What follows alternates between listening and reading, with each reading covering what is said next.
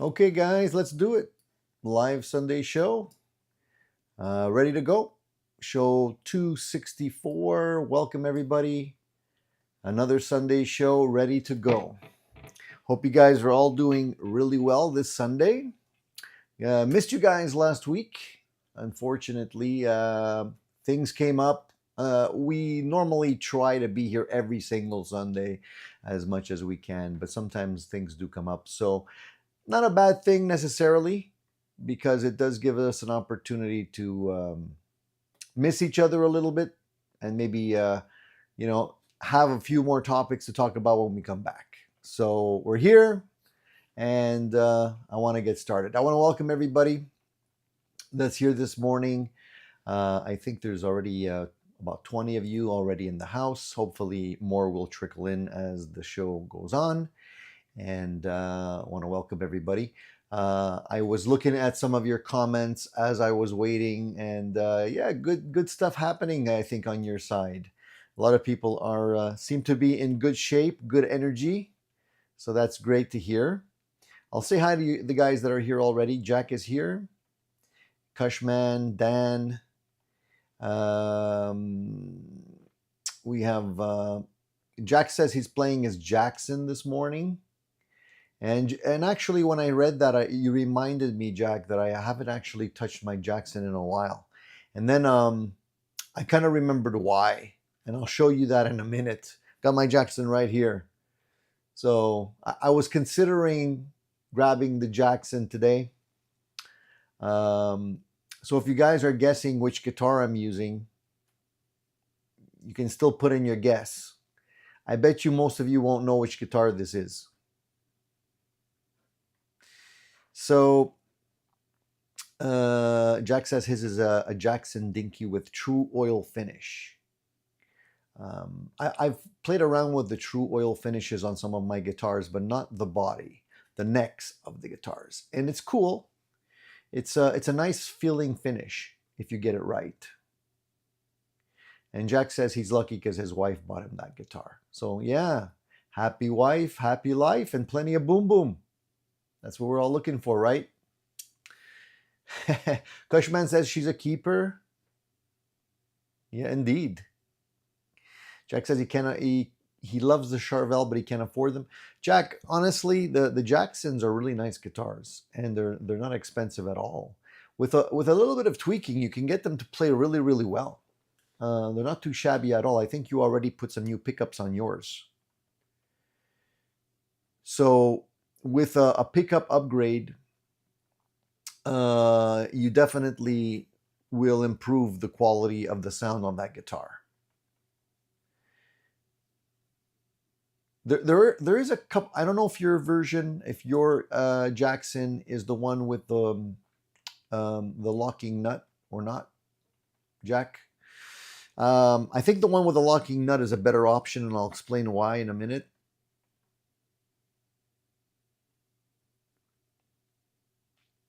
Mazzetti is here. He says, hello, rockers. How's it going, Mazzetti? What have you guys been up to since we didn't have the show last week? Anybody got into trouble this week? Anybody want to admit any falling off the wagon on any guitars and gear? Jack says she practically stole the Jackson. She told me she gave $100 for it. So I'm curious to know what model it is, Jack. The one I have here is about that price used. You can get these for pretty inexpensively, quite most of the time, but it's still a good guitar. I'll explain what I did to mine. So guys, don't forget there is a poll question out there this week, and we'll look at some of the answers and comments on the poll question later in the chat today. Paul is here. Hey, welcome, Paul. Paul says this is the group that knows exactly what they want. They want more. Jack was guessing that I was going to be playing my SG today. No, as you can see, this is not an SG. And Jack mentions that he put Wilkinson vintage classic pickups in his Jackson, and it sounds great. I updated my pickups in my Jackson as well. I don't remember which pickups they were though. I got to think about that. Maybe it'll come back to me in a second. So guys, what's up? What is up? Hope you guys have some exciting stories to tell me. I've been looking at some new gear.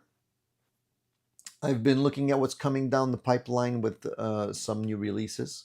Some of them sound very, very interesting. Very cool stuff is on the way, guys. It seems like there's no lack of innovation when it comes to technology related to music and gear. So we'll talk about that in a second as well. Presley guessed E-Art or Ert guitar. Nope. D. Smith was guessing Charvel. No, not today. Jean-Pierre threw in his guess and he says it's a Harley Benton. Actually, he says Harvey Benton. No, that's not it.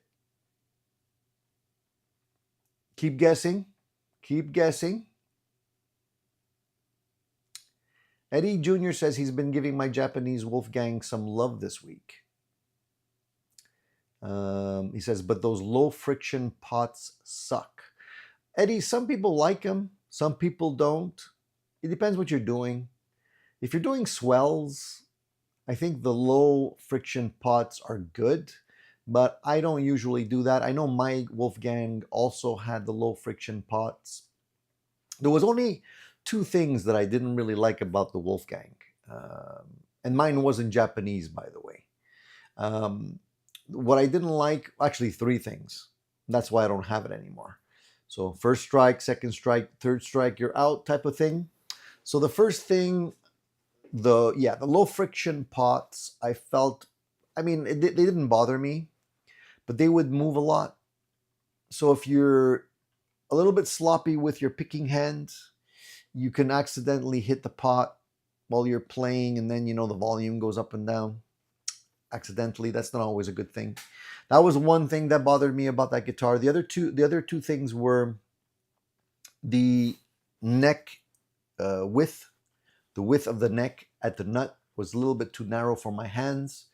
So I always felt like it was just a little bit too tight. I have rather large fingers, so it's a little bit, always felt a little awkward there. And I really was disappointed with that because the rest of the neck really felt great. And then, what was number three? Oh yeah, number three was the fact that the pickups on that guitar were screwed right to the body. So you weren't able to really adjust the height of the pickups very well unless you would shim the pickups and raise them with something like a piece of wood or whatever. And also the routing on the pickups, you'll notice on your guitar if you take a look, Eddie, the routing is very closely routed to the shape of the pickup that's in there. And the Wolfgang pickups, the little feet that hold the pickup, you know, the bottom, they're not square like most of the other pickups are. They're actually rounded, so that the routing on that was made for that rounded footprint. So that basically meant that if you wanted to put any other type of pickup in there besides the Wolfgang pickup, you would have to kind of round off the feet of the pickup with a file before you put them in. I don't know why they did that. It made it less flexible, in my opinion, less versatile.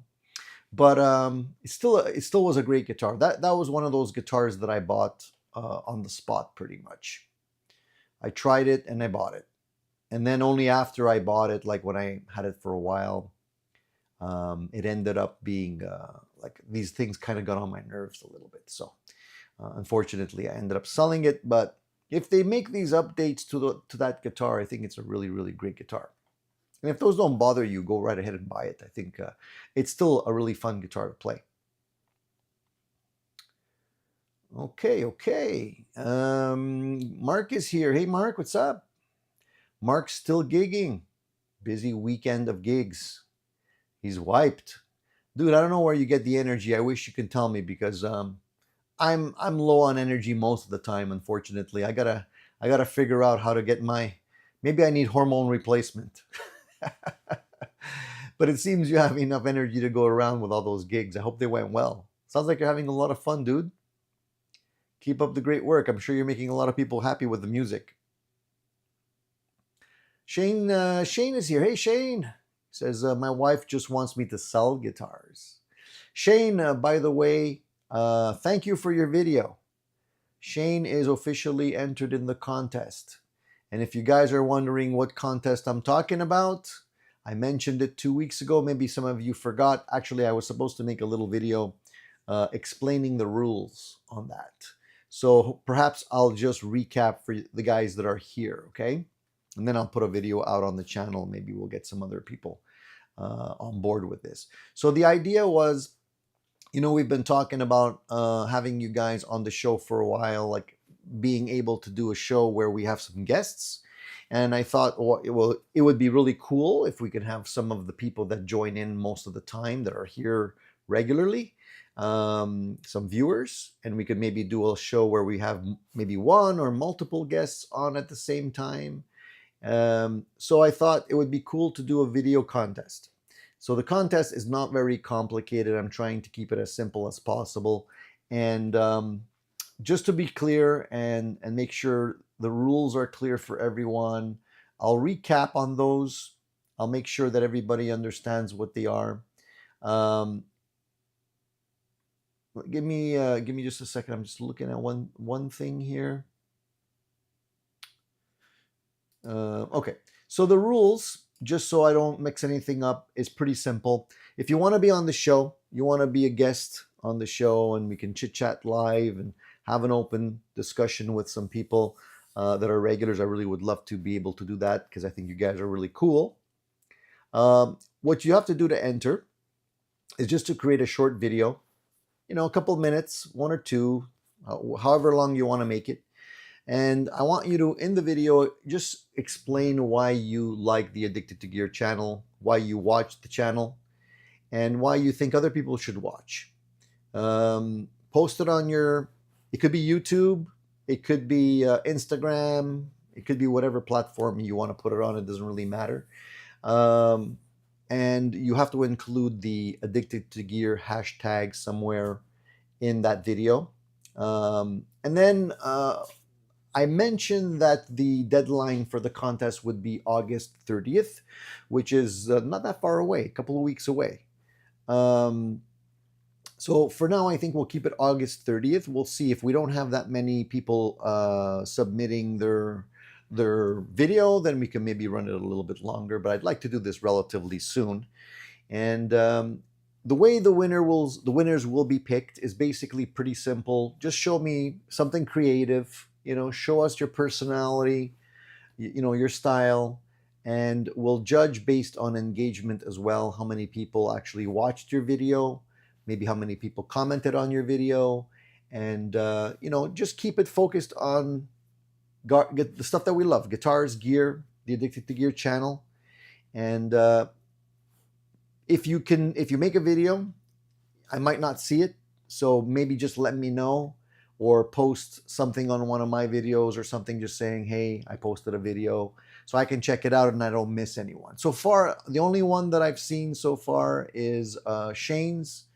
So I think, Shane, you are the first, unless I missed it. Okay? Pretty simple. And good luck to everybody. I think it's called, I think you guys are going to have fun if you're on the show. So that's enough of that. All right, let me catch up with the conversations here. I'm going to scroll to the bottom. And as per usual, guys, if you have a comment for me, question for me, just put a question mark in front of your question, okay? So I can spot it right away. Ian's Guitar Shack says, think I overslept and missed the show 2 weeks ago. Wasn't feeling good, then all good now. Well, Ian, I'm glad you're feeling better, dude. Take the time you need to rest, man. I think there was a question I saw here. Let me just scroll.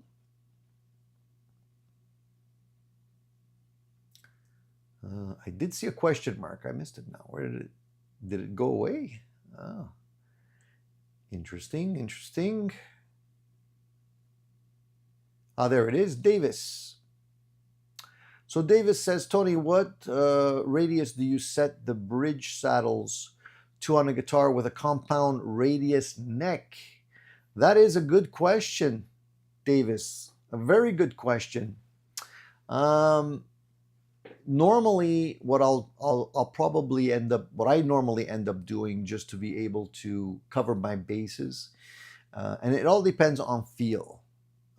How you like your guitar to feel when you're playing it. It really boils down to that. But to be on the safe side, what you can do, if it has a compound radius neck, you can split the difference. Normally a compound radius neck, for those of you who don't know what that means, is the neck will start off with a radius and then normally get flatter towards the back. So it could be a little rounder up here and a little flatter down there.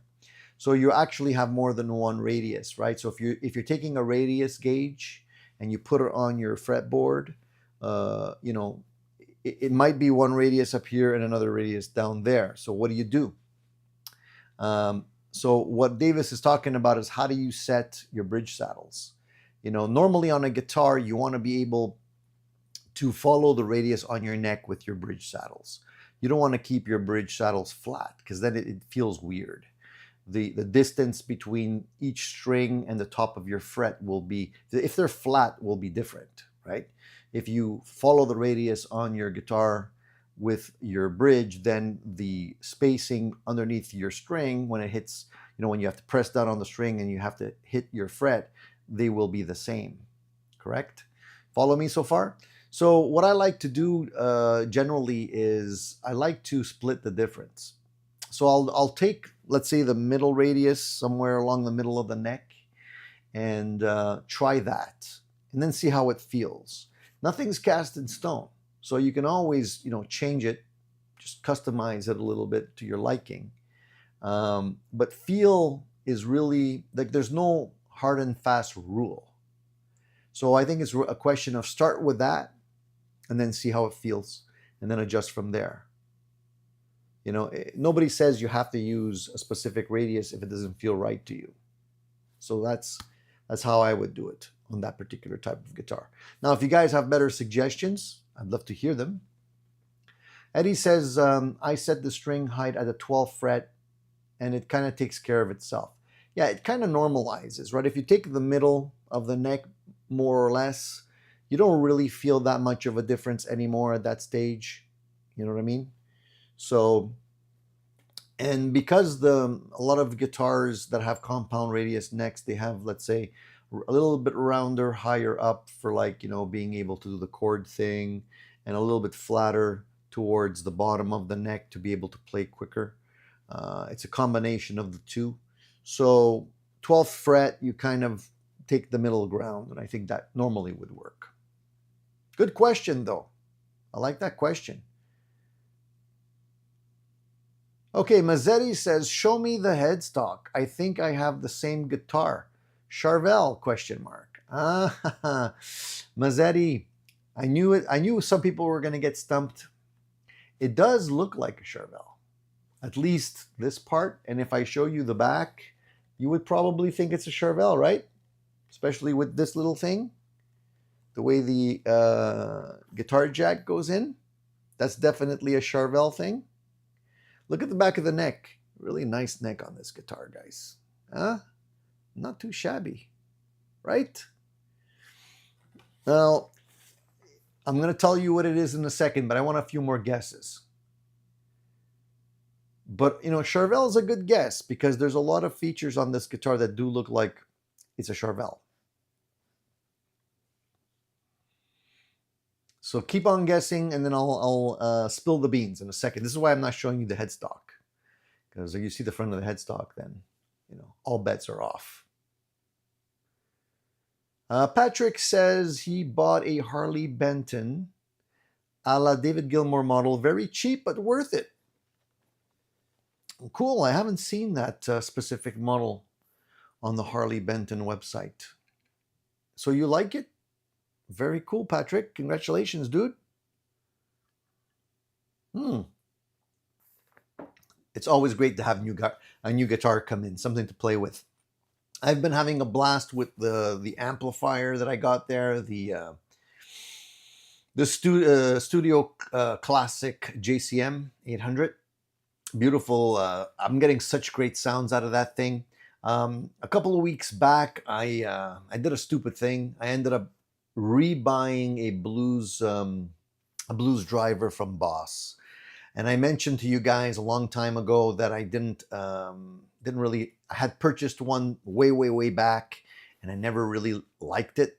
And everybody's raving about this pedal again, so I was doubting myself because it was a long time ago.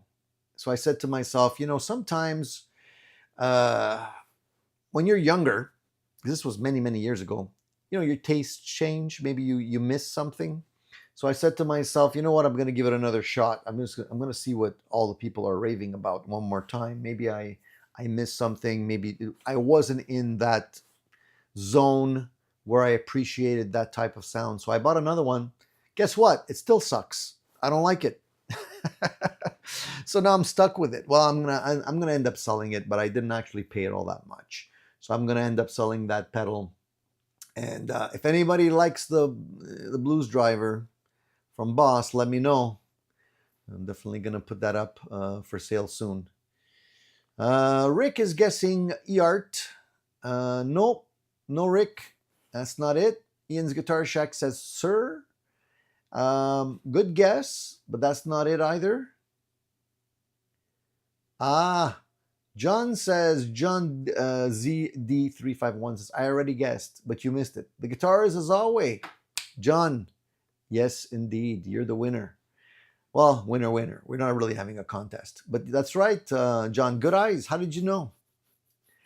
How did you know? Is it because you watched my video on that guitar, or you have one yourself? Somebody's got really good eyes. So John, yep, that's indeed what it is. I can show the headstock now. This is a very inexpensive guitar. I had done a review on this guitar way back. I don't know exactly how long it's been. Probably a couple years. This is a Chinese guitar. It was, when I bought it, it was only selling for, I think, like under 300. I think it was at the time. And it's definitely, in my opinion, a Charvel knockoff. I call it the Charvel killer because the only thing that is a little different is the fact that they switch over the neck and put the tuners on the bottom. If this was the other way around, it would look a lot like a Charvel because the same type of neck, same type of pickups, the same configuration. I showed you the back already. Even the color. I think Charvel has a color like this. And it's a pretty cool guitar to play.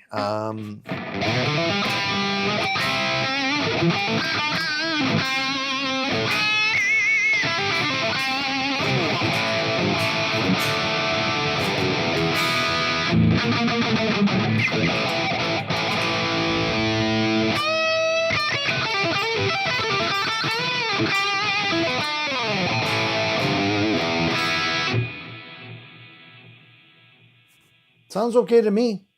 So this guitar has gotten a lot of weird reviews because some people that reviewed this guitar said it was garbage, and I never felt it was, but it did have a flaw, and I think that's why a lot of people didn't like this guitar. Honestly, I feel it's a great guitar. If you can grab this guitar for like $200 or whatever, man, you have a great platform. The pickups are even the original pickups. Haven't even switched those out. I think the pickups, if I'm not mistaken, these are they're using ceramic magnets, so a little bit more bite out of them. And this one has a Wilkinson bridge. So what I did was the issue with this guitar was actually the bridge, but it was in the back. Because when the bridge is countersunk, so there's a little bit of a routing here. But in the back, the springs were touching the routing on the back of the guitar. So what ended up happening is it would throw the guitar out of whack, tuning wise. And I think that's the reason why a lot of people didn't like this guitar. But that was a very, very easy fix. All you need to do is get a bridge that has a slightly higher block. Because what happened was the block that they were using in the bridge was too short. So it wouldn't clear the little route, and the springs would touch that. So it wouldn't work. It has to be totally clear, right? So I fixed it. It didn't take very much time, and it's a great guitar. And if I could find another one, I'll grab another one. I like them that much. Bone nut, really nice neck. The only thing I wish they would do is I wish they would have a model where the neck was not upside down like this. I'm not a huge fan of this. But I even like the shape of the neck. It looks like a Sir guitar, very similar to my Sir. I reached out to them asking if they would ever come out with models where the neck would be flipped the other way around, and they said not for right now, maybe in the future. So I don't know if these guitars are still being sold and how much they are now. Maybe they went up in price, but if you're looking for a good and expensive guitar, great for modding, this is it. This is a great guitar. This is the thing, Presley. This is the thing. Presley says it's probably garbage if you don't know how to make adjustments. With a proper setup, those things can be pretty awesome. Exactly. And this is why I'm not really afraid to take a chance on a guitar. But I understand how people that are not comfortable, fixing guitars, building guitars, adjusting guitars, might get stuck with a dud or something that they feel is a dud, because of something like that. Some people might not even know where to look to fix that problem. But if you know how to do it, it's not a big deal. It really isn't. Like, guys, guitars are not rocket science. There's a few rules you need to be able to follow, and the rest, it really comes down to adjustment, feel, and how you want the guitar to play. But if you know how to get there, it's pretty straightforward. If you don't know, then you're most probably going to be chasing your tail. Because if you're not you could be making the adjustments that are required, but if you're making them in the wrong order, for example, or if you mess one up before going to the next step and you don't realize you did that, then you're chasing your tail. You're never going to get the guitar to play as good as it could. Okay? So that's just what I wanted to say about that. Ian's Guitar Shack says nothing wrong with ceramic magnet pickups. To me, traditional tone.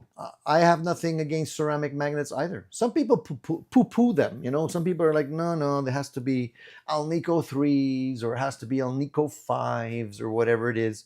And they kind of shun the ceramic magnet as being like a cheaper type of pickup. I have some guitars that have some really good sounding ceramic magnetic pickups. The tone is definitely different. The bite is different, but it doesn't mean it's bad. So yeah, experiment, guys. Don't be afraid. Sometimes you stumble on a happy accident, something that you didn't expect to like, and you end up liking it. So John says the difference between most good and bad Strats and Telecaster style guitars is 90% in the setup. Well, not just Strats and Telecasters. I would say any guitar. Any guitar. It's all in the setup, man. If the setup is, it could be the most expensive custom shop guitar you've ever seen. If the setup sucks, that guitar is not going to be, you're not going to want to bring that guitar home. For sure, 100%.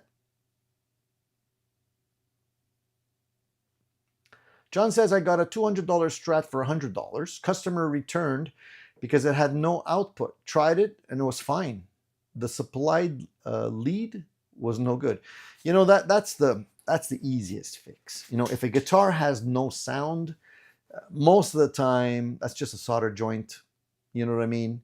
And if somebody doesn't know what they're doing, they're like, this guitar is defective. Like I'm selling it for peanuts because no sound. I feel bad for those people because, sometimes they just don't know that it's just a minor thing that can be fixed in like a couple minutes. You know what I mean? I'm just going to take another pick because I just dropped mine. I hate when that happens, man. All right. I'll take this guy. All right. Mississippi Blue says, afternoon, Tony and all. I just got the Boss Waza Air headphones. Very immersive, I believe you're trying to say. Have you tried them? I wanted to. I wanted to, Mississippi. I never bought them. No, unfortunately. I can't go out and buy everything. I wish I could, but I can't. But I did hear a lot of great things about those headphones.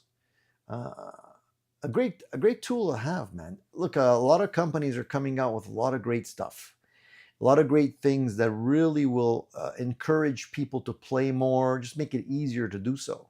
Something like that, you have headphones and you put them on, you're not bothering anyone. You can play anywhere. That's great. And that's kind of the reason why I really loved the Hotone. If you guys didn't see the video that I put out, and I'm playing through it today, guys, this little guy, I'm still digging it, man. This little Hotone Pulse. This is what you're hearing today. This is what I'm playing through.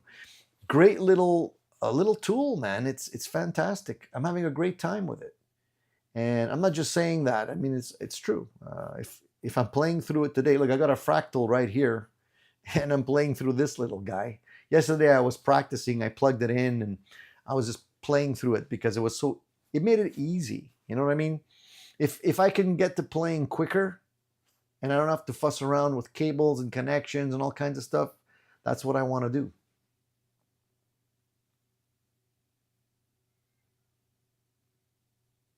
Vinny says there's expensive ceramic pickups too. Yeah, indeed. Indeed there are. For sure. I'm pretty sure, some of the pickups that Eddie was using, Eddie Van Halen, were probably ceramic back in the day. Vox says, DiMarzio Super Distortions are ceramic magnets. They're my favorite pickups. I have a set of those as well. Yeah, they're great sounding pickups, man. Nothing wrong with those.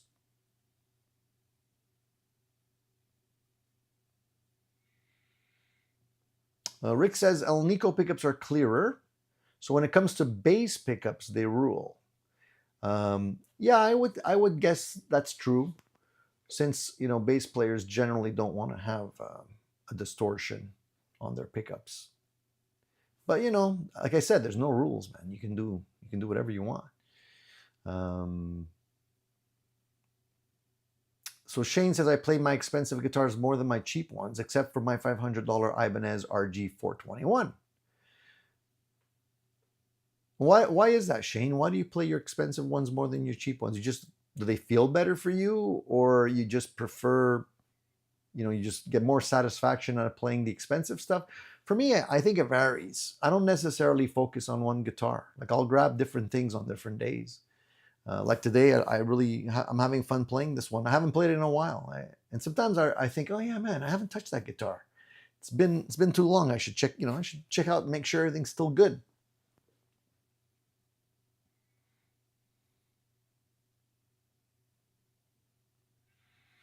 Searching for tones says ceramics. I guess ceramic pickups get a bad rap, pun intended, because cheap manufacturers use them and then skimp on wire quality. Yeah, I mean, look, we all know that you can get something good and you can get something not good when it comes to quality.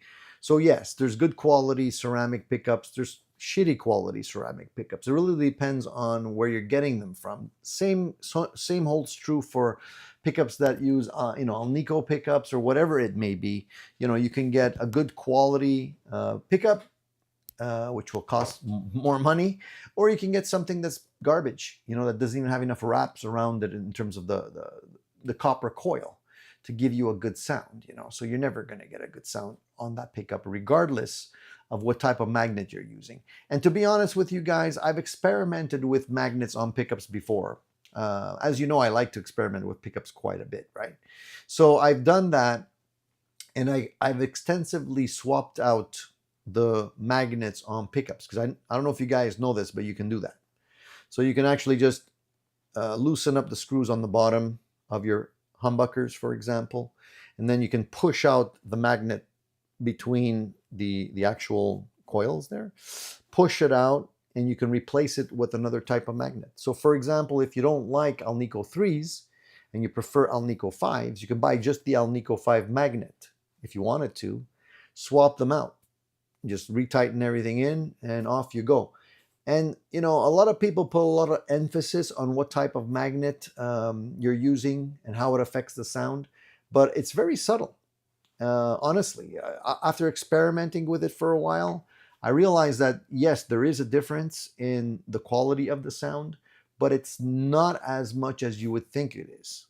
It's quite a bit more on the subtle side, because it's not just the magnet that gives you the voice in a pickup. It's the magnet, it's the type of wire, the thickness of the wire, how many coils it's been wrapped around, scatter wound or not, the resistance, all that kind of stuff. There's a whole bunch of things that come into play. That's why I think pickups are pretty cool, because you can do a lot and you don't necessarily get tired of experimenting with that kind of stuff. I went out, guys. I don't know if I mentioned this to you guys, and I'm sorry if I'm boring you guys if you're not into pickups at all. I'm sorry, but I ended up buying a pickup winder, and I haven't used it yet. It's still in the box, and I'm just trying to get the courage to maybe start winding my own pickup, just as just for giggles, not to be able to sell them or anything like that, just to be able to experiment myself, like as a little hobby, I would say. But honestly, I don't know where to start. There's a lot of things that come into play when you have to wind pickups to get a good quality result, and it's not just wind and hope for the best, because that usually won't give you good results unless you're really, really lucky and you nail it on the first try. But there's a lot of things to learn. Maybe eventually I'll try it. I don't think it's worth it to wind your own pickups, to be honest, because the cost involved with buying the equipment and the wire, the magnets, the bobbins, all the stuff, the covers, and wax potting it, the time that it takes, all that kind of stuff. At the end of the day, if you're just doing that once in a blue moon, just buy your pickups. It's already done. You know what you're going to get. You don't have to muss with it and risk messing it up, and it's expensive to be able to get all the equipment. But if you're going to do if you're going to do some experimentation, that could be fun. So if I ever do wind anything, I'll bring you guys along for the ride. All right, enough about me. Let's talk about you guys. Tell me, what have you guys been up to? What kind of trouble have you gotten into? Presley says, usually my favorite guitar is the most recent one I've built. I like to play it, and I like to dial it in until I'm loving it and enjoying playing it. And then, and only then, it goes up for sale. Presley, I know exactly what you're saying, dude. 100%. A lot of people think that dialing in a guitar is quick. I never found that to be true, at least not for me. When you're dialing in a guitar, for me it takes like probably a week, to be honest with you, because I'll do the initial setup on the guitar, the initial specs. I'll check out everything, make sure everything's good, and then I'll play the guitar and tweak a little bit more, and then after a day or two, play the guitar again, tweak a little bit more. Things will pop up at me over time, depending on what I'm doing with the guitar, what kind of music I'm playing, that kind of thing. And only after about, I'm going to say, I say a week, but let's say, I don't know, a couple of days to a week. Only then will I feel like the guitar is actually dialed in and feels comfortable. But I do it gradually. I don't do it all in one shot. So, it kind of freaks me out a little bit when I think, there's some technicians out there, some luthiers that will just take your guitar and within half an hour, set it up and you think it's good to go. Yeah, it could be in the ballpark, but I still feel that it would require some tweaking. That's just me, but I'm very picky that way. I don't know if you agree with me. Is that, do you find that to be true, Presley?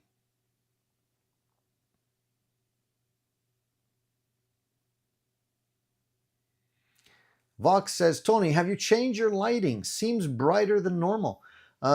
It's bright because the lights are on here and behind me. I don't usually have those lights on behind me. I usually just have some lights in front of me. I don't know if it's a better thing or a worse thing. Maybe it's too bright. Not sure.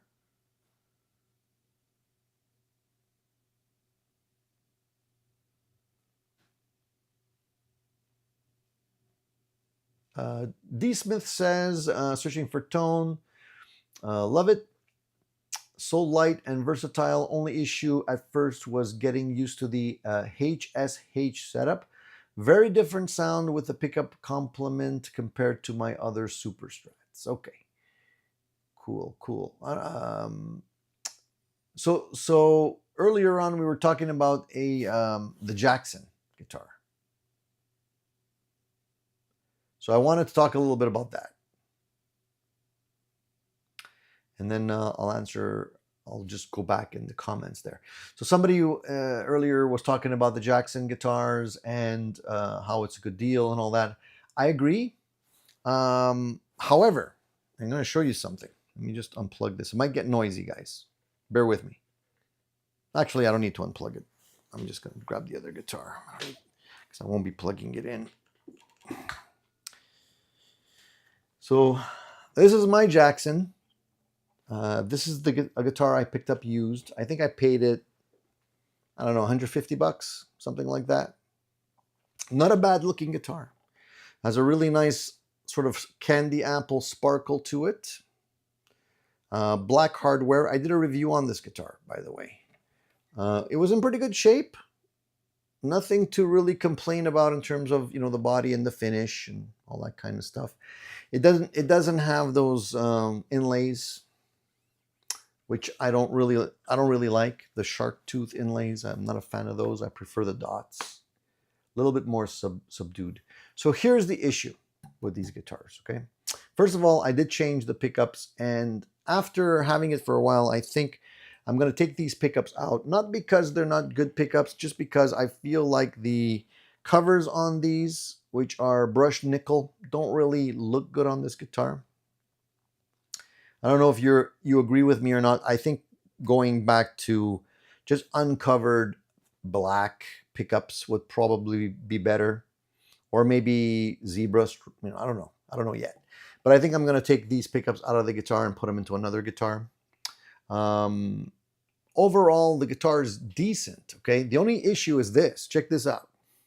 I went to play it today. I don't know if you can see it. Let me just bring it up close. Look at that nut.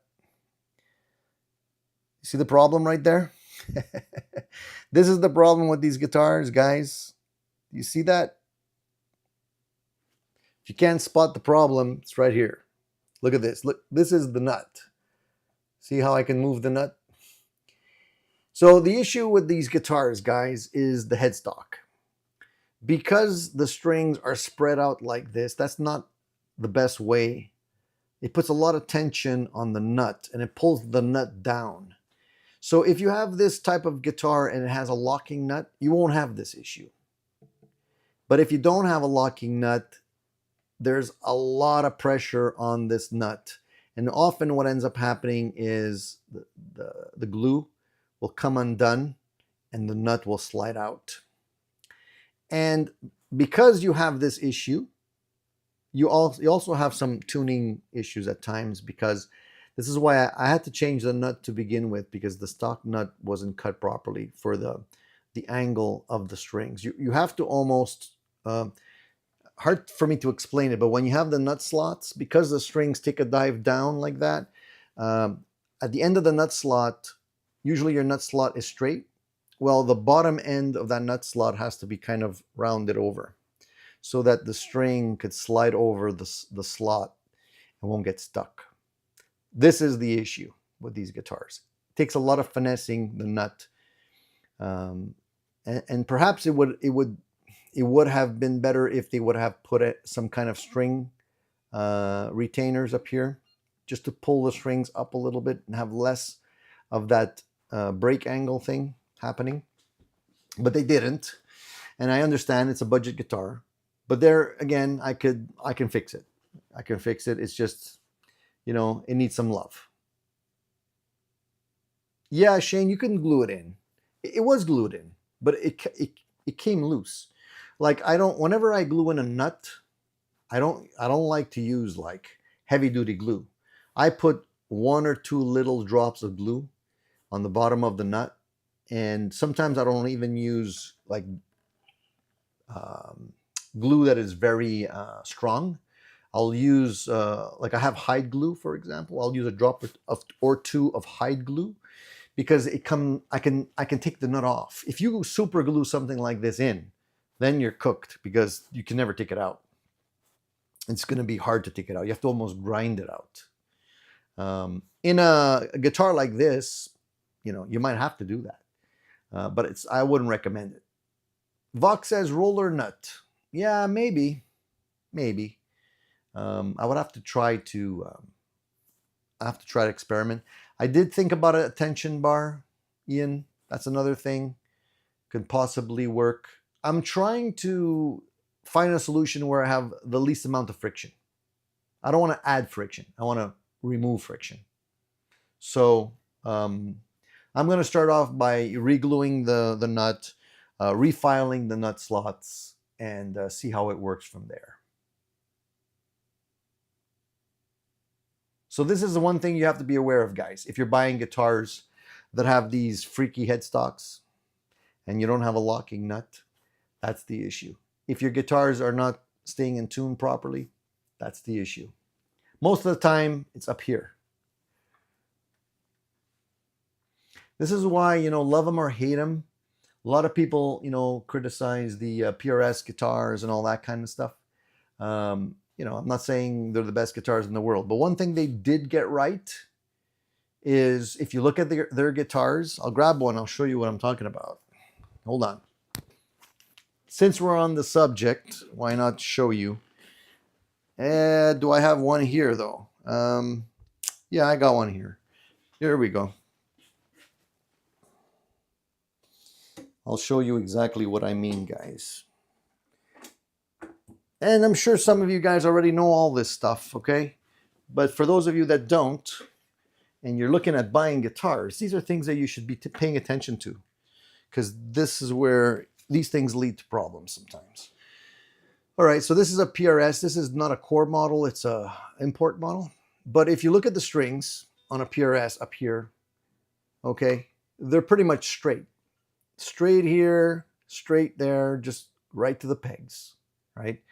There's just a very, very slight flare out in the middle strings, but very, very little. So I don't know if you can see that. Can you see? Way less than what you would get on a Les Paul guitar. And that is the way it should be done, because then you have straight pipe, straight through the nut slots, nothing snags up, and it really helps with the tuning stability. So I think that's what you're looking for as much as possible.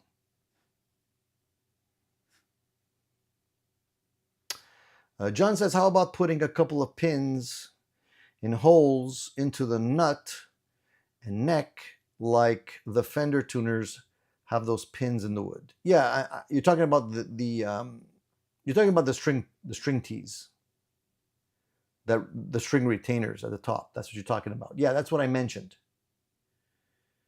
Yeah. Shane, yeah, you could put a Floyd on it, but then I would have to reroute the body, and I'm going to risk chipping the paint. And I don't want to start repainting the guitar, so I don't really want to do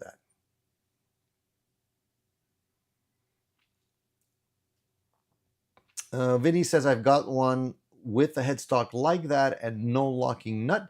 I did glue my nut in, but the issues you mentioned about filing the slots is real, especially if you want to use a trim. Yeah, but it's doable. I might work on it today. Today's a rainy day, and I'm not going outside. It sucks. Weather's garbage. So I might throw that one on my bench, and maybe I'll even shoot a video and put it up there for you guys to see it if you want to see how I'm working on it. Yeah, I mean, it's a shame, because the guitar is a fun guitar to play. That guitar is fun. Let me plug this guy in a little bit here. Let's see. Just a sec. Might get loud. Might get loud.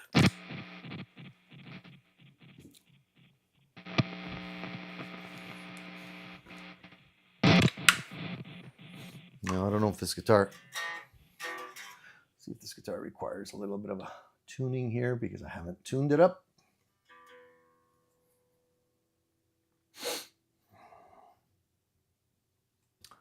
So tell me, you guys, what else? What else do you want to talk about today? I have a couple of other things I want to mention about new products that I've been eyeballing. I did put a video out this week regarding the neck jig from Benedetto. I don't know if you saw that. That might not interest everyone, but if you're putting together guitars, I thought that was a really cool tool to have. And I'm building a Jimmy Page Dragon Telecaster, and I just wanted to make sure the holes, I got the body and the neck separately, so they weren't made to go together, and I just want to make sure everything is lined up perfectly so that I could avoid any issues at the end of the gate. Sometimes if you don't know and you're building a guitar and for whatever reason you're a little off with the neck pocket, or the neck pocket has been routed crooked, and you put your guitar together, sometimes these are things you only catch at the end of the build, and it's such a bummer when you find out you've put all this time into building your guitar and things don't line up the way they should. Music and Gear says, Tony, how good is the PRS tailpiece? On this guitar, it's good. There's nothing wrong with it. They have different versions of this. This one has the wraparound with the adjustable bridge saddles. My core model is wraparound that doesn't have any adjustment there. It has the little lightning bolt design, so that the strings kind of stay intonated the way they should, and you can adjust the angle of the bridge.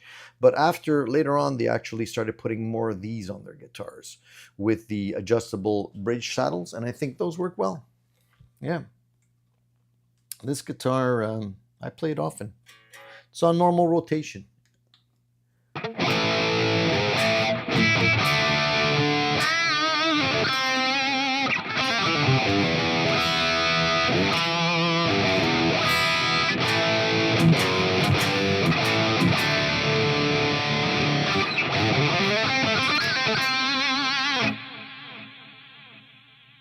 Yeah, it is adjustable. They're not all made the same way, but this one is adjustable. And I think more and more of them that I see have that adjustable tailpiece in there, which I think works really well.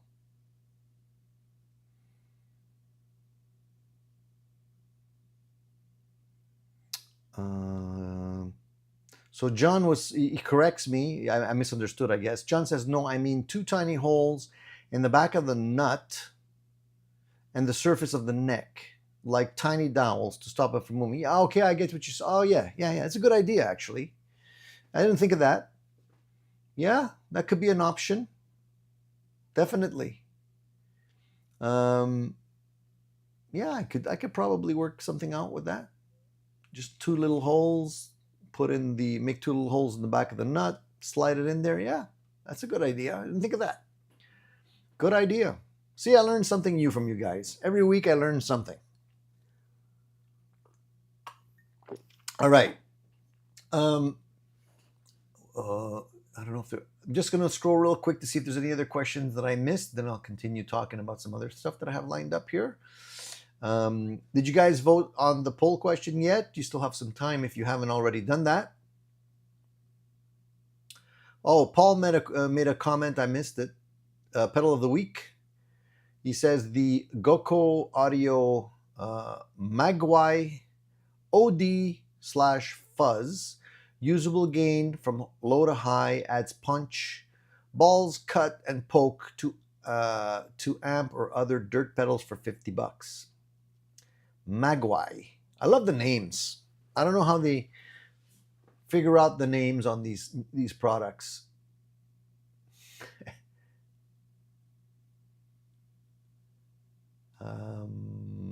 Okay, just scrolling here.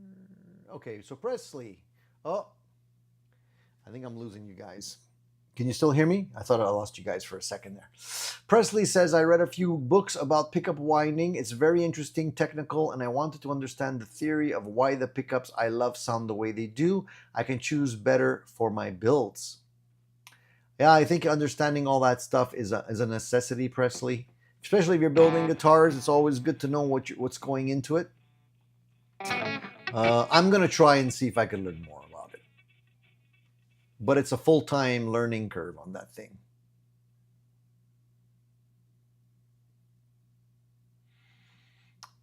Okay, I don't know. Okay, I'm gonna just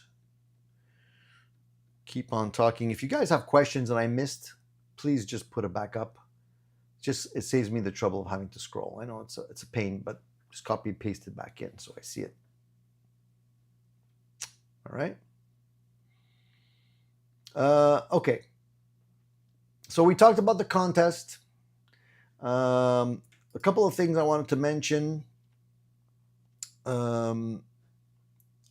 Something I saw recently that caught my attention. And there might be some fans out there.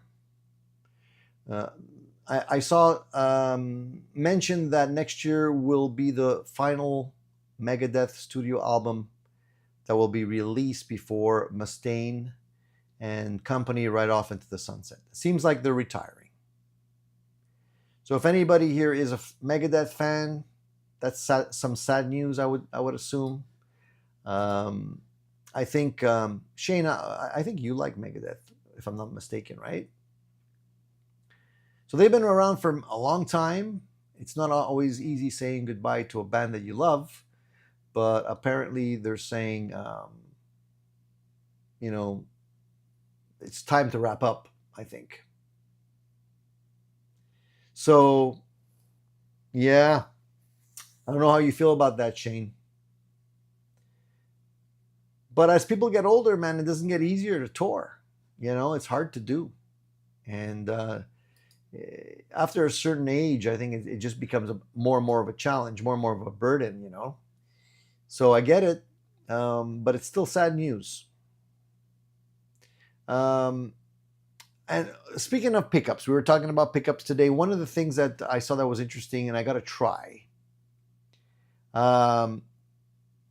Somebody was talking about getting the Jimmy Page sound with your pickups, and some of the tricks that he used to get that sound. And one of the things that they're talking about in this article is the fact that Jimmy's #1 Les Paul, which was a 1959 Les Paul, the neck pickup on that guitar has a very special type of sound. The neck pickup was about almost 9K, which is not unusual for neck pickups. But normally when a pickup is wound a little hotter, it sounds more muddy and hotter, right? Because the magnet, has a bit more pull. But apparently this pickup, I think the secret sauce, and the reason why Jimmy Page's neck pickup had more of that woody sound to it, was because they pulled out the little slugs in the pickups that you have here at the top. If you look at some pictures of his guitar, you'll see little black dots there. And for a long time, I always thought, maybe just for whatever reason, the little slugs that he was using were black. But that's not it. The actual thing is that he would pull out the slugs. And that apparently was sort of the secret to his sound. So I might have to try that. Maybe somebody will make a guitar pickup where, the slugs are removed and they're just like caps. So it looks like there's slugs in there, but there isn't. That would be cool. I'd be curious in trying that out.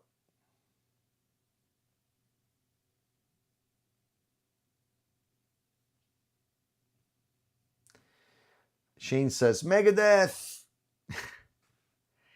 Presley is starting a band called Megaseth.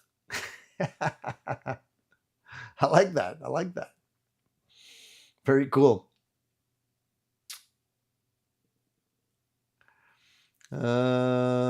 Steven is saying, Presley, are you putting on weight? Are we concerned with our guests' weight now? So Michael Kennedy says, random question: what strat would you recommend for under $1,000? Honestly, I'm partial to a lot of different strats. I really like, and not everybody likes these. I like the Road Worn series, the older ones.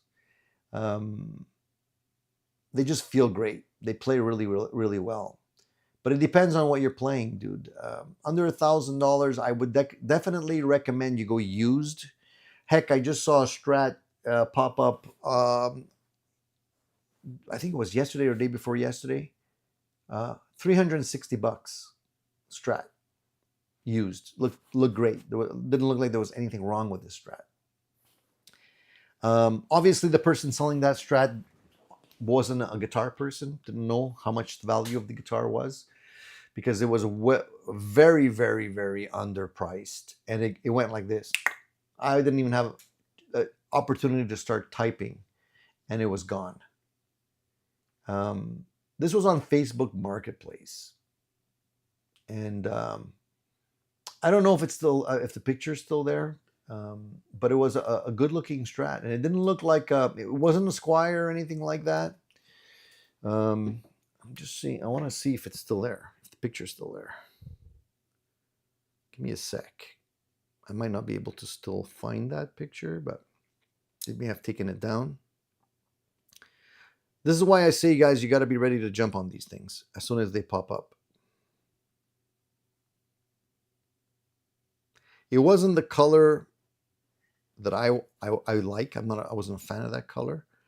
It was like an off-white. Yeah, I don't think the picture is there anymore. They probably took it down. But it went really, really fast. I mean, the standard prices on these Strats nowadays, I rarely see a Strat selling for under 800. If you can get something for 800, you're lucky. Most of these things, they sell for 1,500, 1,200, 2,000, depending on what you're buying. There's an American, a nice looking American HSS Strat right here that I'm looking at right now, selling for $2,100. But again, it depends what you're looking for, what kind of feel, what kind of playability you're looking for. The Mexican Fenders are not bad at all either. I wouldn't hesitate to grab a Mexican as well if you want to save some money, because they generally sell for less because people think they're inferior. But I've played some very, very good Mexican Strats, man. So maybe if you give me a little bit more information and what you're looking for, Michael, I can guide you in the right direction.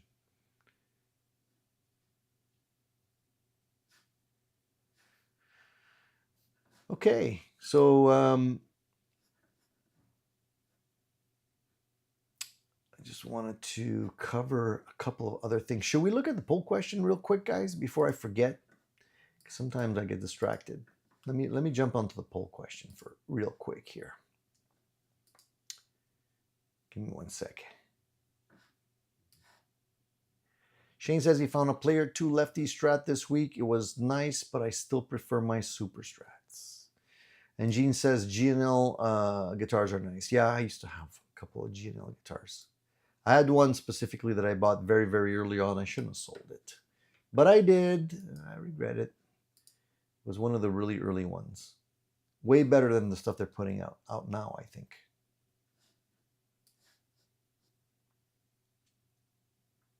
Yeah, made in Japan are always good if you can get them. The made in Japan Fenders now, the cat's out of the bag with those. A lot of people do realize that the made in Japan Fenders not only are good quality in terms of how they're built. I have one. made in Japan Fenders, one of my favorites.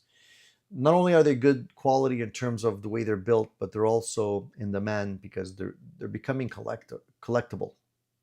So you're probably not going to get as much of a good deal on those anymore, unless you get lucky.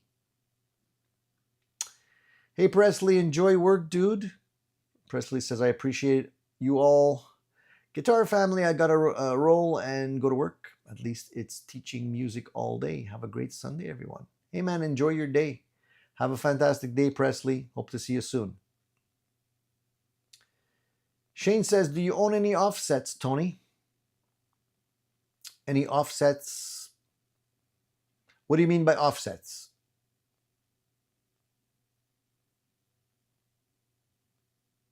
Just clarify what you're talking about when you say offset.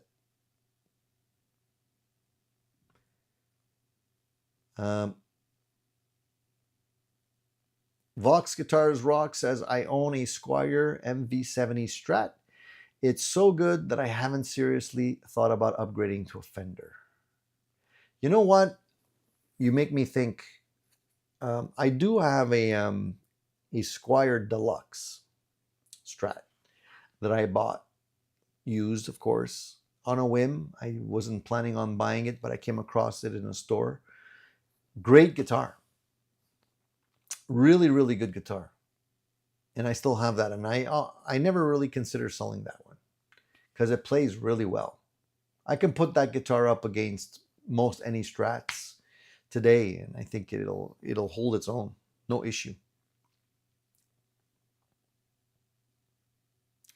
So Shane says, anyone want a made in Japan? I can order them for you. I sent Trilogy a pair of 12-string made in Japan Telecasters. Well, it's good to know, Shane. You can be our mule. No offense. You can be our lookout there in Japan. Shane, man, keep your eye open for Tokais, okay? If you come across a really nice Tokai, let me know. It's got to be right-handed, though.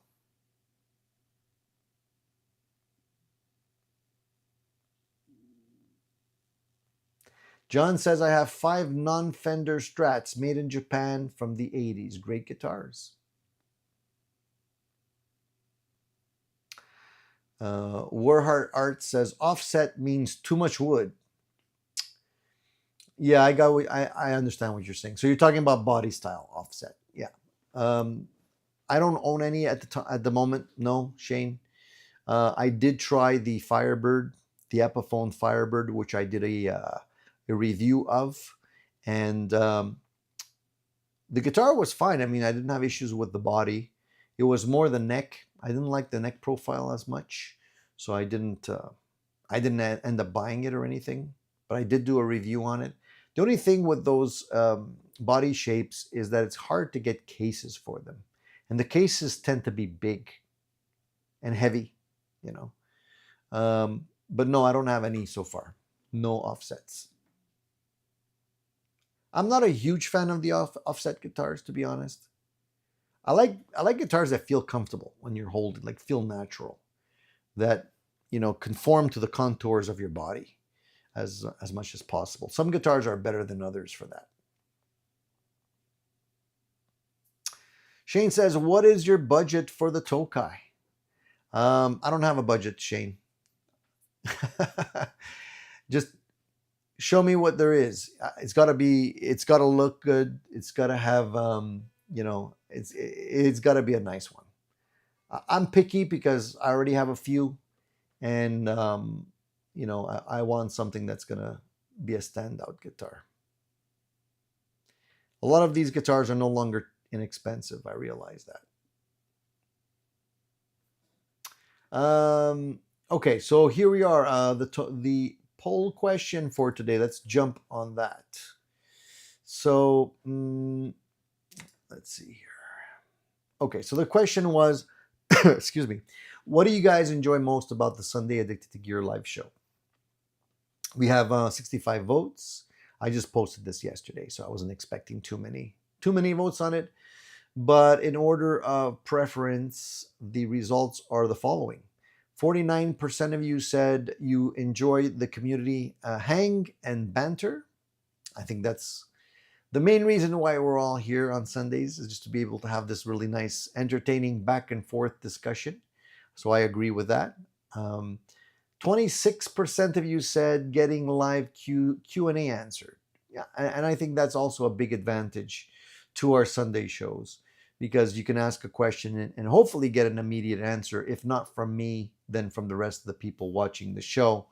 And, I would say that, our type of person, the type of person that tunes into this show, is interested in guitars, obviously, and gear, but, they're interested to a little bit of a higher level than normal. Like, it's not just about playing guitar. It's really about understanding how to make guitars play better, understanding how to maximize your gear, enjoying the little tips and tricks that can be shared so that people can learn, for example, not everybody's interested in learning about, what makes a pickup great, or not everybody's interested in learning on, what order should your pedals be on your pedal board, this type of thing. Do cables make a difference? Do the little things, that we tend to focus on as gear addicted people. So I think that makes it fun. So getting those kind of questions answered came in at 26%, followed by 14% of you said hearing about new releases. That's always interesting, I think. And 11% of you said learning tone tips. I can't speak. Learning tone tips and tricks, which I enjoy as well. Now, there was a couple of comments, so I like to read the comments as well. So Vox says, hanging out with the family. Yeah, man, you guys have become family over time. I'm getting to know you guys individually now, and it's really nice to have that kind of family feel, and I hope you guys appreciate that on the channel. Paul says, addicted is not broke, so don't fix it. I don't know about not being broke, Paul. I don't know if we're talking financially. It's just a joke, but yeah. Well, I'm glad to hear that. I'm glad to hear you guys feel like things are the way they should be on the channel. Another viewer said, if all of the above was allowed, I'd answer that. So appreciate all of it. That's cool. And ZD351 says, despite this being at a terrible time for me locally, Sunday night, midnight, I look forward to the show. Certainly makes Monday mornings a bit more difficult. I'm sorry to hear that, man. And I think I should consider, switching it up a little bit for people like you that are in different time zones. I realize it's not always easy, but I do honestly appreciate you guys tuning in and making the effort to tune in. That sounds great, man. I appreciate that. I appreciate you guys. Gene Kelly says, yes to all of it. We're making friends here, and friends don't let friends play Estebans. And I like the humor. I gotta say, I do like the humor you guys inject in the Sunday show as well. So yeah, I think it's great. I think, honestly, as someone else said here, it's great to be able to connect with other musicians across the country, across the world, even. Yeah, absolutely. I agree with all that. Thank you, guys. Thank you for making it so much fun for me to do this every Sunday. I do need 100,000 subscribers. I do, Shane. Hey, listen, I appreciate the guys, the subscribers that I have. I'm never going to probably get to 1 million. I'm not going to be Rick Beato, and that's fine. I don't want to be Rick, but I do like to engage with you guys and be able to sort of establish this relationship and keep it going. So every time I tune in on Sundays and I see a few new faces, it makes me happy, and this is why I do this. Corey's Garden says, we are a polite and curious bunch, sharing and learning. Yes, absolutely. Thumbs up to that. Shane says, you should have said something earlier. I sent a Super Strat Tokai to America earlier this year. I'm not, Shane, I'm not into the Super Strats. That's not what I'm looking for. For me, it's really Les Paul style Tokai, and the top has to be really nice, like nicer than the ones I already have.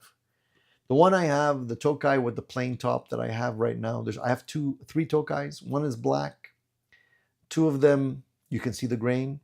One of them is a plain top. The other one has a little bit of flame.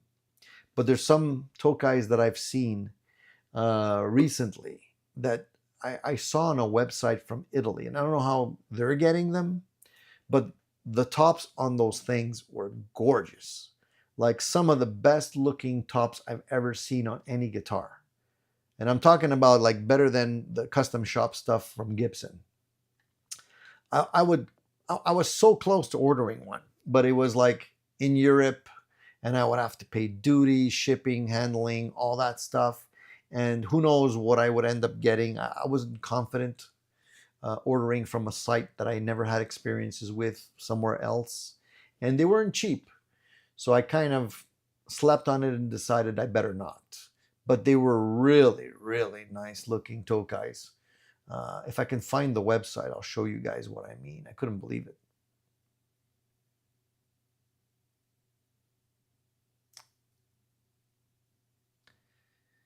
Cool Tune says, I agree.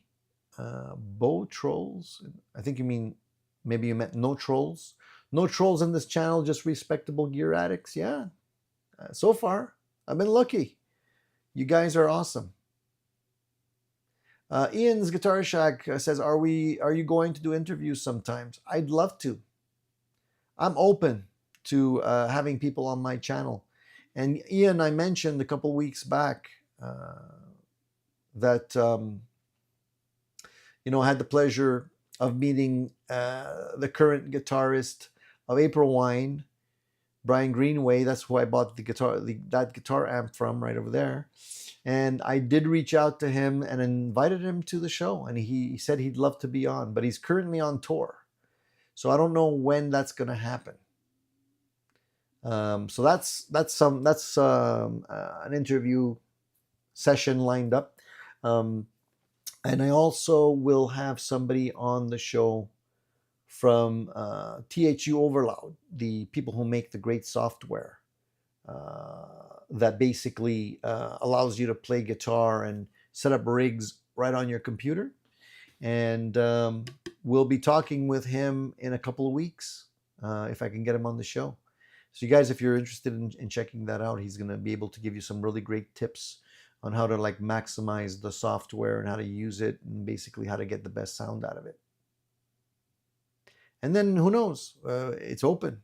If you guys have somebody that's willing to come on the show, I'm definitely all for it. I wanted to set up a show with a couple of other YouTubers as well, just because I've been watching them for a long time. I know them indirectly. Like, for example, Shane in the Blues. He's got a really good channel I've been watching for years. He's been on YouTube for such a long time, and I'm a big fan. And I wanted to maybe invite him on the channel as well, so we can like talk. But he's in Australia.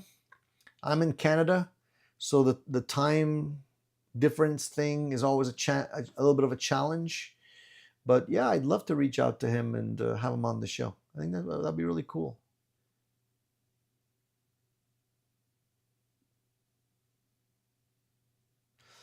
Did I miss a question? Yes, I did. Tony, have you ever tried and T8 or R9 Les Paul? I've tried the R9s. I think you meant R8 or R9 on both of those. I've tried both, actually, now that I come to think of it. A friend of mine had one. He brought it here. He was trying out one of my amps, and I got to play it. Great feeling guitar. Did I feel it was worth the money? Not sure. I mean, it's good. It's a good guitar, definitely. But, it's not as good as you would think it is in terms of like how much better it is over some other guitars. I brought out my Tokai, when he was playing his, when I was playing his, and to be honest, there's not a lot of difference. You know what I mean? It really comes down to preference at that point. But I guarantee you, he paid a lot more for his than I paid for mine.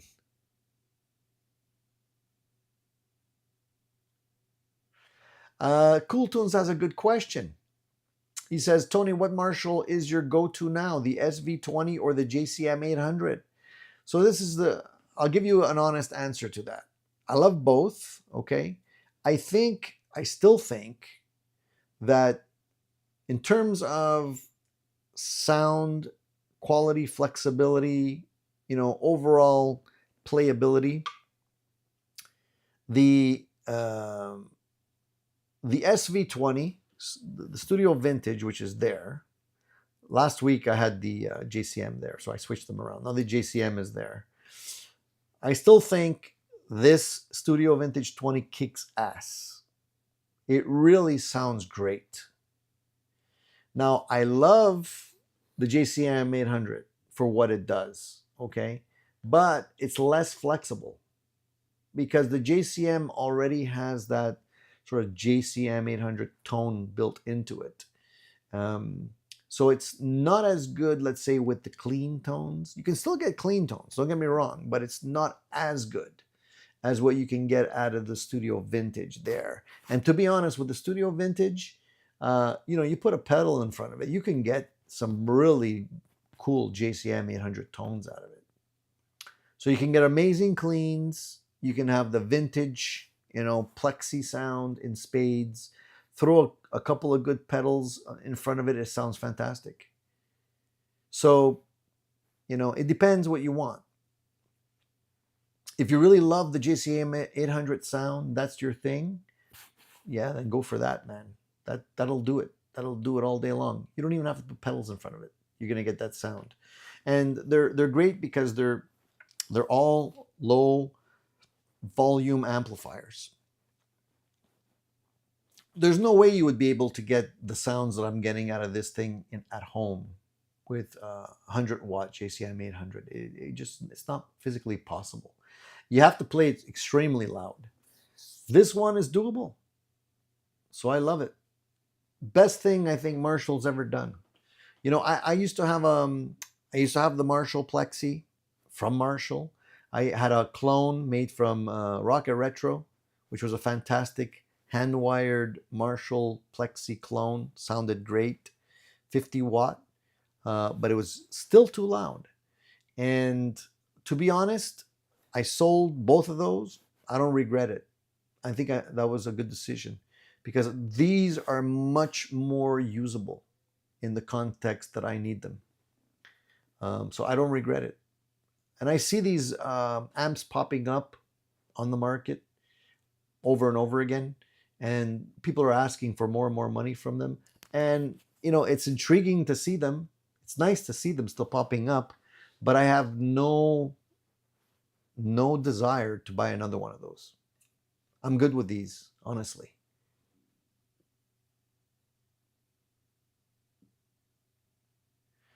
Shane says, start your show about 2 hours earlier than you can get Shane on the show. Yeah, but 2 hours earlier, that means I'm starting at 8:30 my time, AM, Sunday. That's early. I'm going to need a double shot of espresso. Shane says, I've already suggested having the dude from Millimetrics Guitar on the show. Shane, I don't know him. I don't know him at all. I don't know. I would have to watch his channel. I never tuned into that. Bill has a question. Hey, Bill. He says, what strings do you guys swear by? I think I tried most of them, but I'm curious what you guys are using. I haven't really changed my strings, the selection of strings that I like very much over the years. Generally, I still stick with Ernie Ball. I think I showed them last time. The brand is usually Ernie Ball. The model will change a little bit depending. So these are super slinkies. They're 9 to 42s. Sometimes I've been using hybrid slinkies for a long time, which basically gives you a little bit more fatter low end strings. But generally I go for 9s. I don't usually go for 10s. I feel like 10s are just a little bit too much for me. I prefer 9s. I've tried the 9.5s. Those are cool too. So usually I go for these. I tried GHS boomers way back in the day when I was a teenager, just because TV Ray Vaughan used to use them or used to be endorsed by them. And I used to go with the really fat gauges like Stevie Ray Vaughan did. And that didn't last very long. It wasn't very practical. So, and if, if I'm stuck, I'll go with other string brands. I'm not that picky. I'm a little bit more picky when it comes to strings for my acoustic guitars. I feel it makes much more of a difference.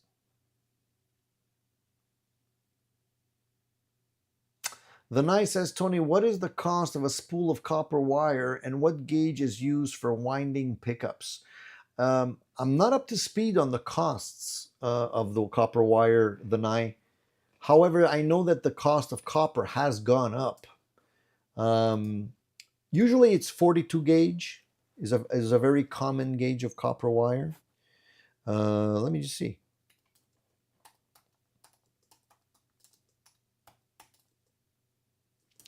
And let's see what the cost is. So if you get it from Remington Industries, 42 gauge magnet wire. Do they have a price? Let me see. Okay, so 42 gauge magnet wire, enameled copper. Okay, so basically enameled means it's coated copper.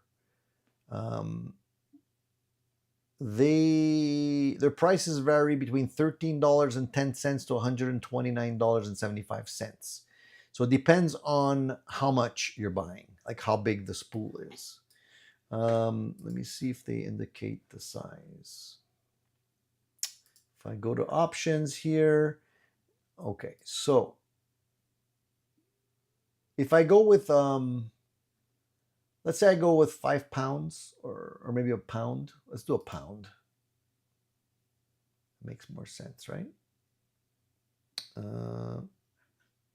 And I add that to my cart. Oop. Okay, so I need to select, okay, add to cart. So 1 pound of 42 gauge enameled wire is $41.74, plus shipping, plus handling, and all that kind of stuff. So a pound is not much. You're not going to get that many pickups out of a pound. You can get it off Temu probably, Shane, but that's probably made from recycled hubcaps or something. I don't know how good the quality would be. And by the way, it's $41.74 US. So Canadian, obviously, especially now with duties, tariffs, I don't know how much that's going to end up being, but it's a lot. So it adds up. If you get 1 kilogram of copper wire off of AliExpress, you can get it for about $26. StewMac will sell it for $186. Depends on the type. Solo Music and Gear, I think, is about $27, but it's a very, very small spool of wire. I'd probably end up getting it from Solo Music and Gear because they're in Canada. I know you were joking, Shane, but you can actually get it off of Temu. I'm sure you can, but who knows what you're going to get. So the 1 pound of 42 gauge plain enamel copper wire, 1 pound is $54.99. They say you can wind 4 to 6 humbuckers or 10 to 12 single coil pickups with that. So maybe I'll buy some. But you also have to buy the wire, you have to buy the acetate pickup coil tape, you have to buy the slugs, you have to buy there's a whole bunch of stuff you got to buy. So you're probably better off just ordering all in one shot, you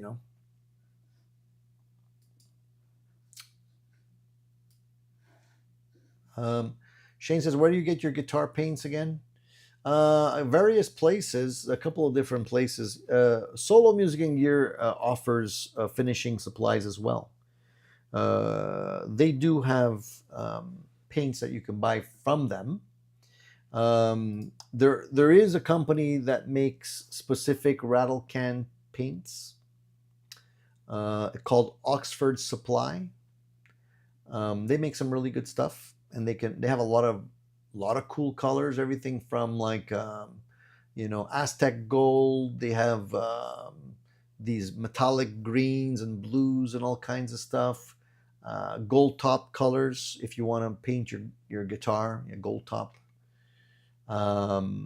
Really nice colors, and they can sell you an entire kit. You can buy everything. So when I'm saying a kit, you have everything you need in there to do your finishing. So it's about $200 Canadian, but the kit includes everything. So this is some people don't think about all of this, but you have your paint, which is usually nitrocellulose lacquer.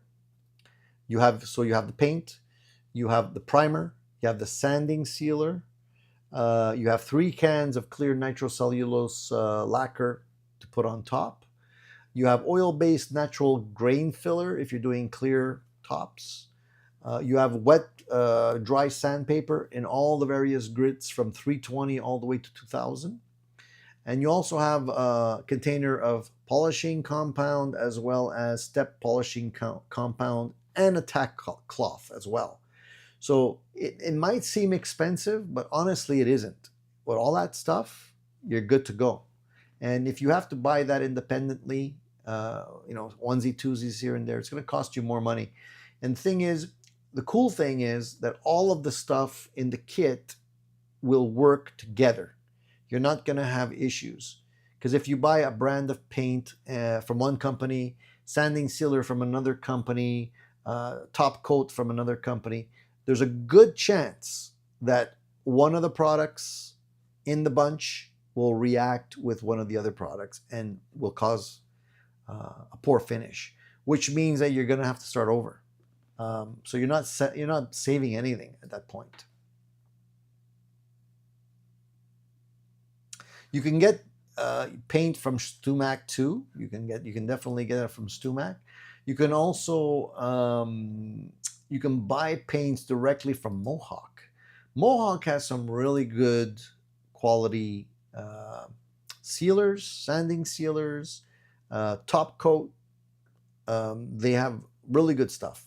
They make extremely high-end quality aerosol spray cans for your finishing needs. And as far as the top coat goes, the best I've ever tried has been from Mohawk. They're actually called, finish, like clear coat for musical instruments. They're actually made for musical instruments.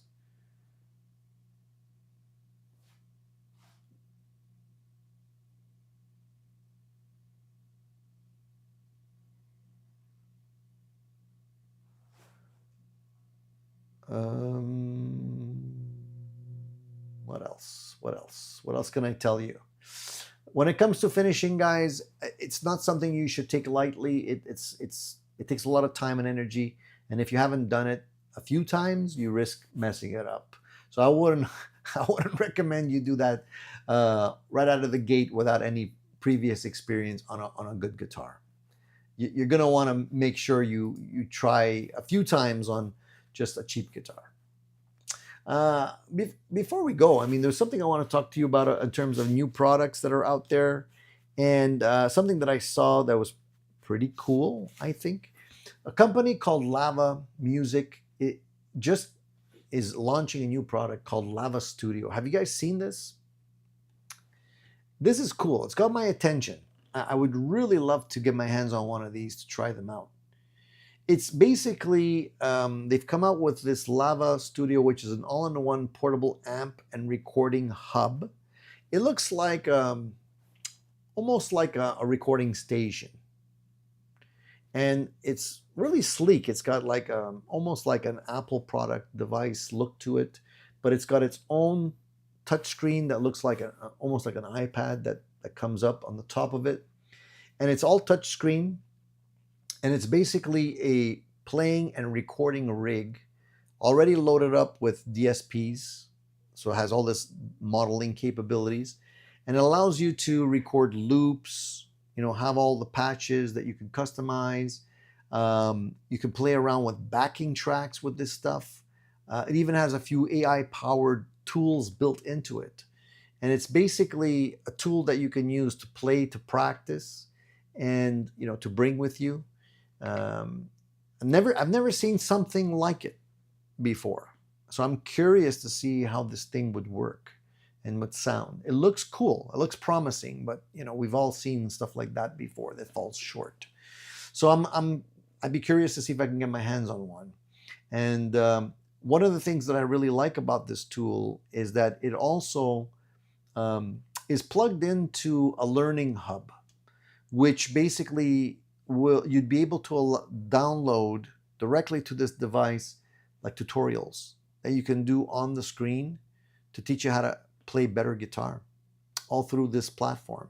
So it looks really impressive, guys. A lot of cool stuff coming up in the short term. I think the fact that AI is taking over, I think a lot of companies are integrating this AI into their products and stuff like that. I think we're going to see it trickle into a lot of guitar-related products very, very soon, which is not a bad thing.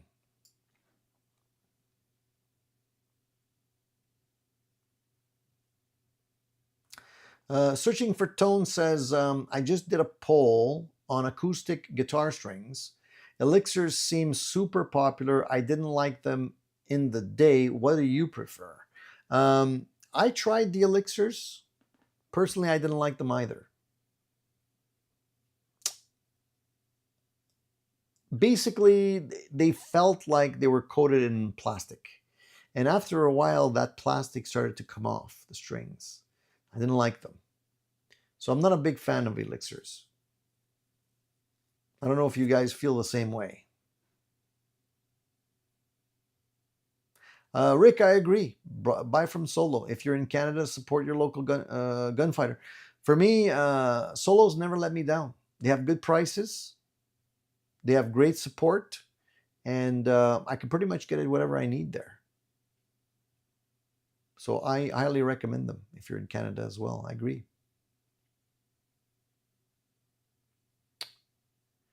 MFN says, I'm waiting for a trusted reviewer to give it a whirl. I'll see what I can do, man. I'll see what I can do. Profile Production says he's gassing for a 335. Yeah, man. Everybody should have one or two. What are you looking for? Are you going Gibson or are you going something else? There's a lot of choice. The Epiphones look good too. Ken says Solo is great. I agree. Yeah, man. I reviewed a few things that I got from Solo specifically, and I thought they were really good quality. I upgraded the tuners on one of my SGs with some tuners that I bought from Solo. I had trouble finding them anywhere else, and I got it from them, and they came through for me.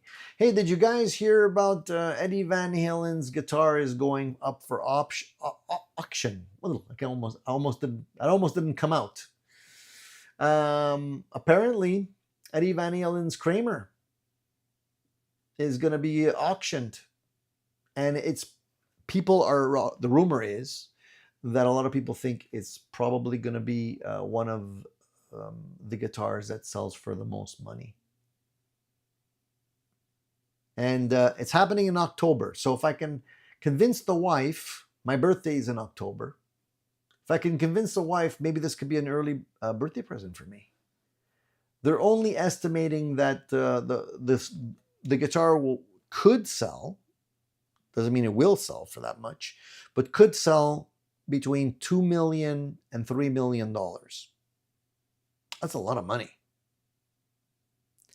So it's happening in October, and this is not the Frankenstrat, by the way. This is the 1982 Kramer that we're talking about here with the hockey stick style headstock. And this guitar has the same paint job, but it's not the Frankenstrat. And it's going to be going through Sotheby's. I'm curious to see what's going to happen with that. Apparently, they say that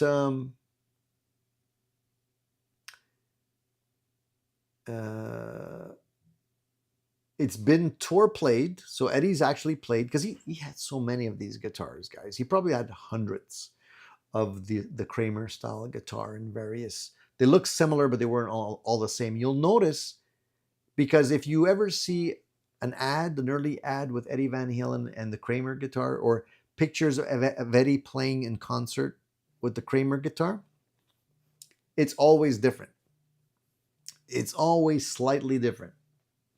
Never the same. And I noticed that after a while when I was trying to paint my Frankenstrat. I was trying to see like what it would take for me to get some good pictures so I can emulate the guitar. You can't, because it's always different. Every one. Anyway, so this is going on the block soon. It's tour played. It's been played on the 1982-1983 Diver Down tour of South America. Apparently, it was owned at one point by his tech Rudy, and there's an inscription on the guitar from Eddie on it. Later, that guitar was used by Mick Mars during the recording of Dr. Feelgood, so a lot of people might not know that, which is very interesting as well.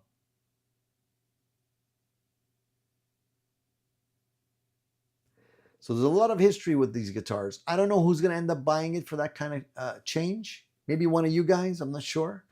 I'd love to be able to own a piece of history like that, but obviously that's probably not going to happen. There's some really great pictures of the guitar, by the way. The back of the headstock, the tuners. Really cool, really cool. They used, apparently, Mick Mars from Motley Crue used the guitar 1982 for the Motley Crue studio album, Dr. Feelgood. Maybe that's why I like that album so much. Maybe it was the Eddie Van Halen mojo. It does have a great sound, I tell you that much. So maybe it made Mick Mars play just a little bit better.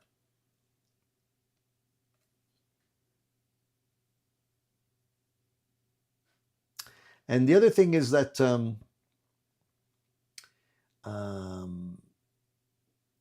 because the recording of Dr. Feelgood was produced by Bob Rock, then apparently you could claim that this guitar can be heard on Aerosmith's Pump album, which was being recorded in the same studio.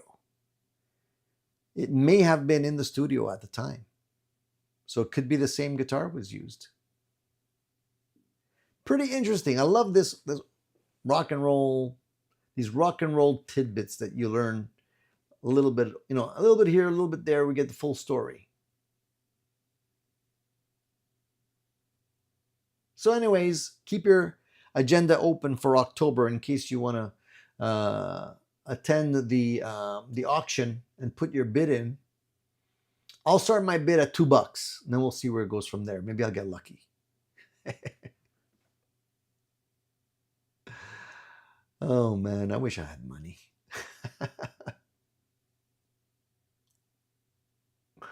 Ian's Guitar Shack says, yes, I watched Johnny Bean TV here on YouTube. He went to go see it all week. Eddie's Kramer is on display.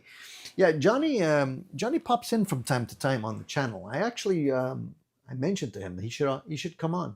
So maybe Johnny would be somebody that I could actually have here too. He's a big Eddie Van Halen fan. John says the Kramer. It is a loathsome, offensive guitar. Yet I can't look away. The big banana headstock definitely looks odd, right? It looks like a hockey stick. I made one of those. I made my own version. I don't know if you ever saw it. You want me to go get it? I'll show it to you. I still have it. It's in my closet over here. I don't play it much. Spur of the moment thing.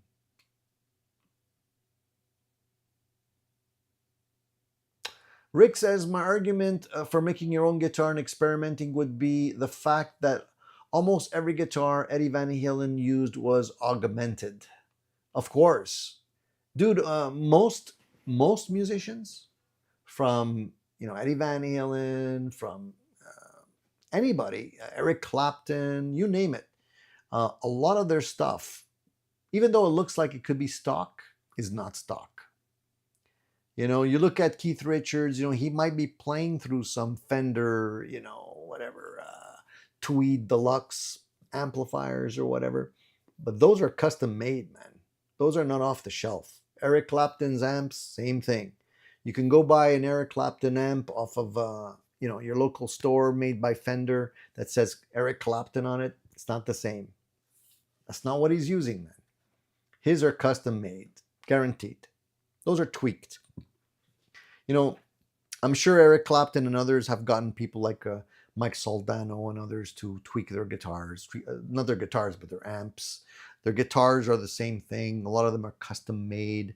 You look at Billy Gibbons, he might be playing a guitar that looks like a Gibson, but, guitar has been made from scratch for him, to his specs. So not exactly the same thing.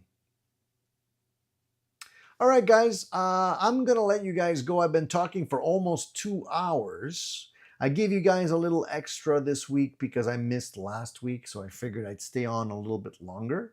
If you guys have a couple of last questions, I'll be happy to answer them before we go. I'm not going to rush off.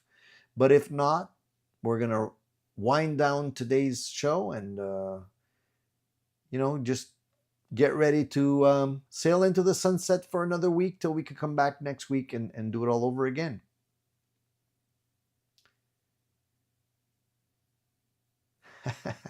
John says, don't lowball him, Tony. He knows what he has. So, okay, 250. I'll start my bid at 250. How's that?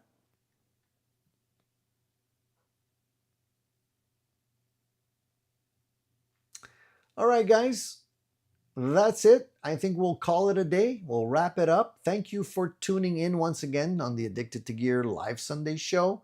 Please consider the contest, as I mentioned earlier. If you came in only later and you don't know what I'm talking about, just watch the rerun of the show where I talk about the contest and the rules so you could come in and be a guest on the show. We're going to try and get that to happen towards the tail end of this month. We do have a last question here, so I'll answer that. Profile says, does that PRS have a piezo? It doesn't. No, it's only the humbuckers, no piezo. There are a couple of models that do have the F-hole that come with a piezo, but this one doesn't. Music and Gear says, love being able to come and hang out. Work has just been nuts and haven't had time. No problem, dude. We're always here. And we'll be here for more. So that's it. Thank you guys for tuning in. If you haven't watched my latest videos, I posted a few this week. Please, I encourage you guys to go and take a look at those videos. Post some comments if you wish. Share. We're always trying to grow the channel. And yeah, spread the word. I appreciate it. Music and Gear says, a guest, put me on the list. Would love that. Music and Gear, it's actually a contest, okay? So if you want to be a guest, you can do it. You can be a guest, but there's a little contest going on, and that's how we're going to pick who comes on the show. So just watch what I said at the beginning of today's video, and the details are there, okay? All right, guys. Mark, congratulations on the Japanese Strat. I think you're going to like it. I'm pretty sure it's worth the price, dude. We'll talk about that next week if you come back. All right? Okay, guys, thank you so much. Be safe and take care, guys. We'll be back with more. See you next week.